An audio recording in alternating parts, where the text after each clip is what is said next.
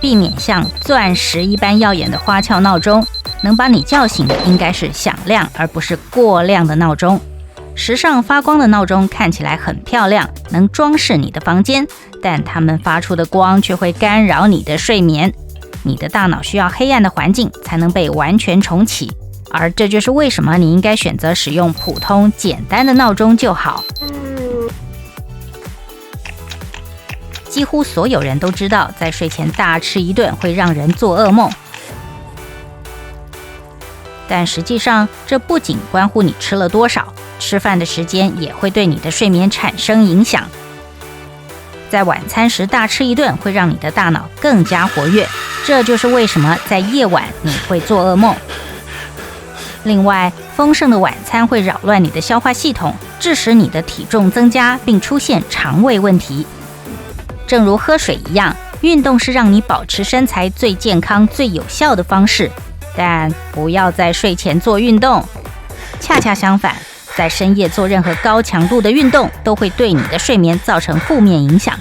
尽量避免睡前4小时内做运动。如果你需要在紧张工作后缓解压力，你可以选择短暂的散步，或是长距离的晚间散步，而不是在跑步机上进行跑步锻炼。不要在入睡前看手机荧幕。不仅玩手机会刺激你的大脑，让大脑不能得到充分休息，手机荧幕还会散发臭名昭著的蓝光。这种光会抑制你身体的睡眠激素，也就是褪黑素，并影响你的生理时钟。午睡是一个很平常也很健康的日常行为，但超过半小时的午睡会干扰你的晚间睡眠。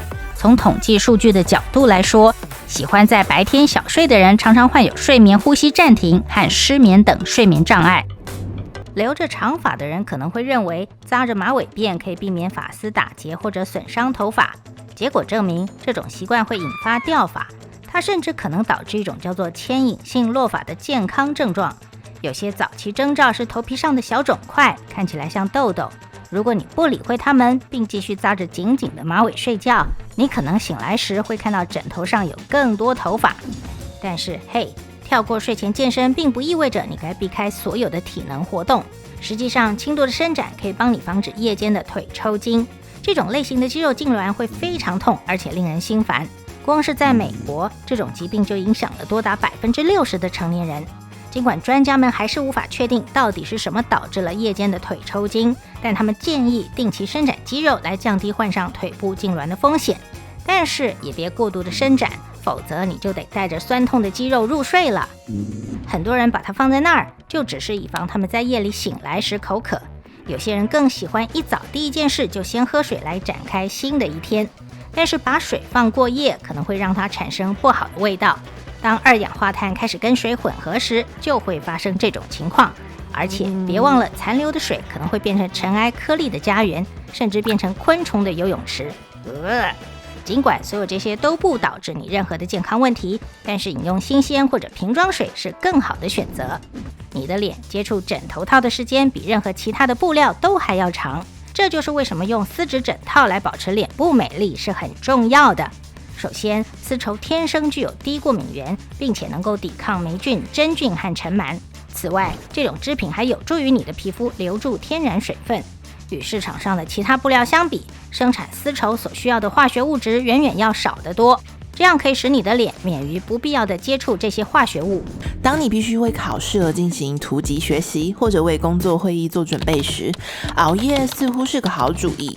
但是2015年的一项研究表明，在大事件发生之前，你的大脑其实需要休息，因为你在白天获得的资讯会在睡眠期间从短期记忆转换为长期记忆。因此，如果你需要参加考试或发表演讲，不要逼迫自己去熬夜哦。不眠之夜仍会对你造成比想象中还要严重的影响。在保持24小时清醒后，人通常会遇到现实扭曲、烦躁、焦虑和困惑感等问题。如果你睡眠不足的情况达到48小时的话，那甚至会出现幻觉和认知问题。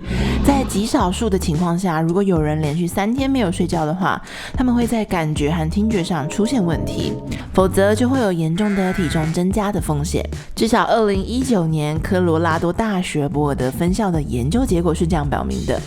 研究人员发现，在休息日睡到很晚起床的人，更喜欢在晚上吃零食，并且由于体重增长，会出现一些健康问题。所以是的，试着让自己的睡眠时间保持一致，即使在周末也是一样哦。时差这件事肯定会影响你的旅行体验。那可以做些什么来防止时差呢？你可以在出发前几天让你的身体做好适应准备。如果你往东走，要提前几个小时睡觉；如果你是要往西走的话，那就需要在过了平时的睡觉时间之后，再多保持清醒1-2个小时。在飞行过程中要多喝水，尽量不要吃富含碳水化合物的食物。当你到达目的时，无论饭店的床看起来多么诱人，都一定要先融入当地生活的节奏才行。要知道，当飞机在起飞或降落时，机舱内的压力会迅速的发生变化。由于没有足够的时间来平衡内外耳的压力，故会影响到你耳腔中的空气。你的耳咽管呢会出现真空，造成耳朵闷塞，听不到声音。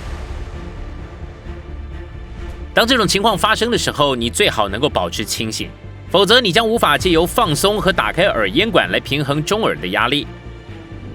至少8小时的睡眠，特别是天气不好的时候，可以改善免疫系统功能，甚至帮助一个健康的人抵抗普通感冒和病毒。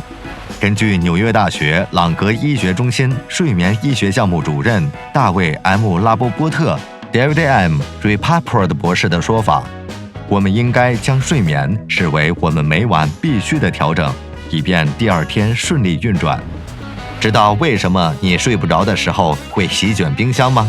这是因为睡眠不足期间会释放一种叫饥饿素的荷尔蒙，它会让你的胃口大开，同时抑制食欲的荷尔蒙瘦素的释放被切断。基本上，当我们拥有良好睡眠时，身体会健康聪明地选择食物，反之亦然。那睡眠不好呢？这会有怎样的消极影响呢？这里是一些原因。这些技巧都能帮你在睡眠时燃烧卡路里，都能提高休息时新陈代谢的速度。但只要睡满8小时，就能直接消除300卡路里的热量。另外，当你睡眠不足时，身体会需要更多能量。由于身体无法从小睡中获取能量，因此它开始试图从食物中找寻能量。身体的荷尔蒙会变得一团乱，开始产生更多饥饿荷尔蒙，并减少让你感到饱足的荷尔蒙。平均来说，我们一生中花了约25年的时间在睡眠上。我大部分的睡眠时间都在学校，才怪，开玩笑的啦！睡眠时间是必要的，因为适当的休息对身体的健康尤其重要。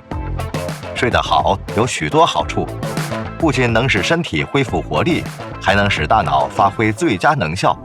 双手放在身体两侧睡觉，被认为是最佳的睡姿。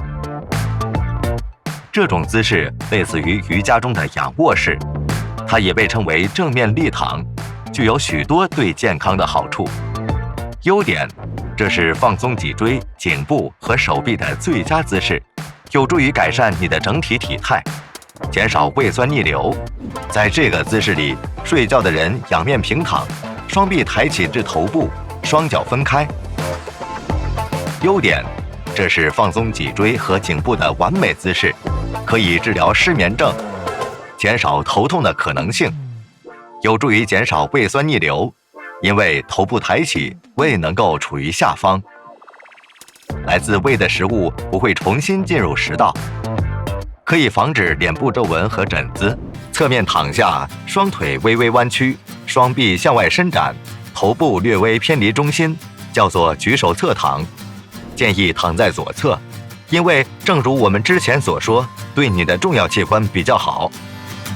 优点，可以预防颈部和背部疼痛，躺在左侧可以减少胃酸逆流，有助于减少睡眠呼吸中止症状和打呼问题，减轻胃灼热，